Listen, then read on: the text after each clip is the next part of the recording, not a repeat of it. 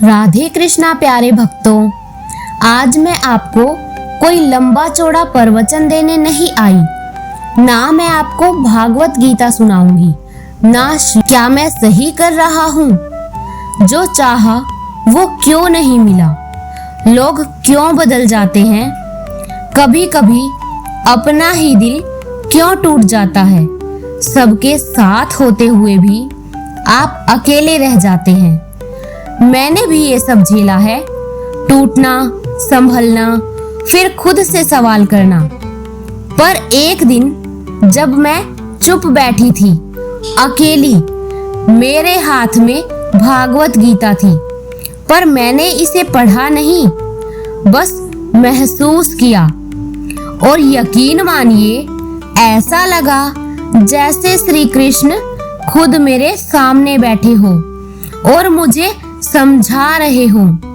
आज मैं वही बातें आपसे शेयर करूंगी, ना किसी टीचर की तरह, ना किसी ज्ञानवान की तरह, बस उस इंसान की तरह जो खुद भी उस रास्ते से गुजरा है। तो चलिए आज हम सब साथ बैठकर जरा दिल से सुनते हैं और मिलकर समझते हैं वो बातें जो शायद हमारी जिंदगी को थोड़ा और आसान बना सकती हैं।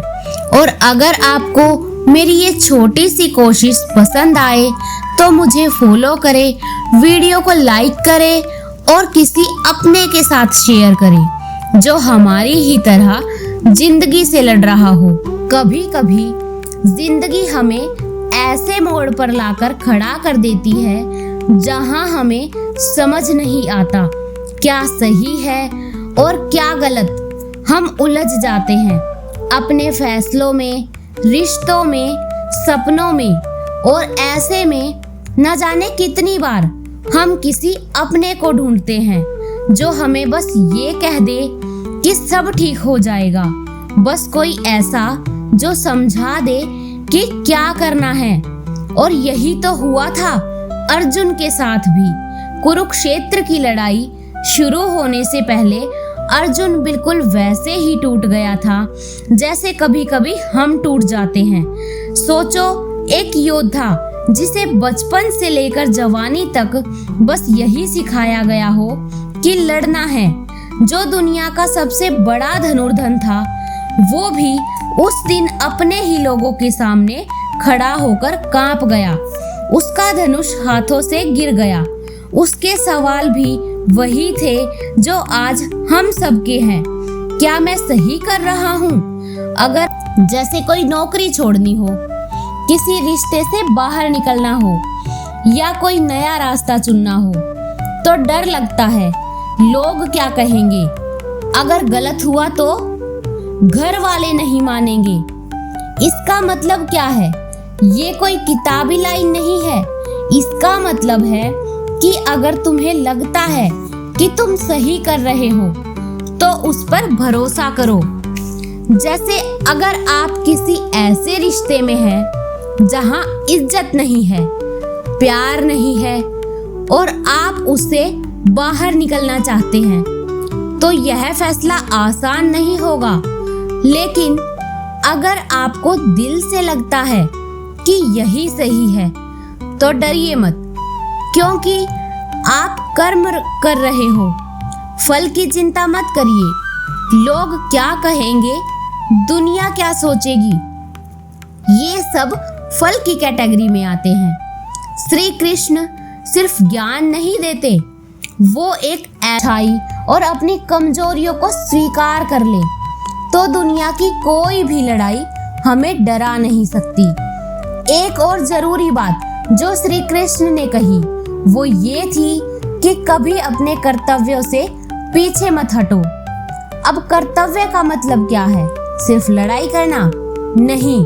कर्तव्य का मतलब है हर वो काम जो आपको करना है, अपने लिए, अपने परिवार के लिए, समाज के लिए। अगर आप एक माँ हैं तो अपने बच्चे की सही परवरिश करना आपका कर्तव्य है। अगर आप एक स्टूडेंट हैं तो पढ़ाई करना आपका कर्तव्य है। अगर आप एक इंसान हैं तो सच्चाई, ईमानदारी और करुणा आपका कर्तव्य है।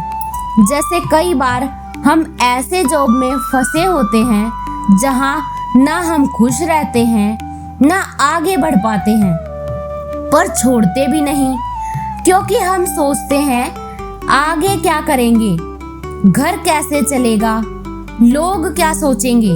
श्री कृष्ण कहते हैं डरो मत, रास्ता अपने आप बन जाएगा। गीता की जो सबसे सुंदर बात है वो ये है कि जो तुम कर रहे हो उसमें मन लगाओ, मगर फल की चिंता मत करो। जैसे एक टीचर को पढ़ाते वक्त ये नहीं सोचना चाहिए कि उसे कितनी तारीफ मिलेगी या कितना बोनस मिलेगा, बल्कि ध्यान बस इस बात पर होना चाहिए कि बच्चे क्या समझ रहे हैं। क्योंकि जब आप पूरी ईमानदारी से कर्म में लग जाते हैं तो फल अपने आप ही मिल जाता है। हमारी परेशानी है कि हम हमेशा उल्टा ही सोचते हैं। हम पहले सोचते हैं फल क्या मिलेगा, फिर काम शुरू करते हैं। इसलिए श्री कृष्ण बार बार कहते हैं कर्म कर, कर्म कर, तू बस कर्म कर। गीता सिर्फ हमें सही और गलत नहीं सिखाती, ये हमें आजाद करती है उस डर से जो हर इंसान को बांध कर रखता है। डर असफलता का, डर अकेले रह जाने का, डर खो देने का। पर जो इंसान कर्मयोगी बन जाता है उसे ये डर नहीं सताते, क्योंकि उसे पता होता है कि उसने अपना कर्म किया है, अब जो होगा वो अच्छा ही होगा। अर्जुन ने गीता सुनने के बाद क्या किया? वह उठ खड़ा हुआ। उसने कहा है जब हम सच में किसी बात को दिल से सुनते हैं ना, तो वो सिर्फ सुनाई नहीं देती, वो महसूस होती है। और अगर आपने भी कुछ महसूस किया हो, कुछ समझ आया हो या बस अच्छा लगा हो, तो मुझे बस इतना बताइए, क्या आपके दिल को ये बातें छू गई? और अगर मेरी ये बात आपको जरा भी सच्ची लगी हो, आपने अपने जैसी लगी हो, तो अगली बार फिर मिलते हैं नई बातों के साथ, एक नए एहसास के साथ। और हाँ, जाते जाते एक बात जरूर कहूंगी, हर जवाब किताबों में नहीं मिलता, कुछ जवाब अपने अंदर भी ढूंढो। और अगर साथ चाहिए तो मैं यही हूँ, आप सबके बीच। दिल से आपका बहुत बहुत शुक्रिया मेरी बात को दिल से सुनने के लिए। जय श्री कृष्णा, जय श्री कृष्णा।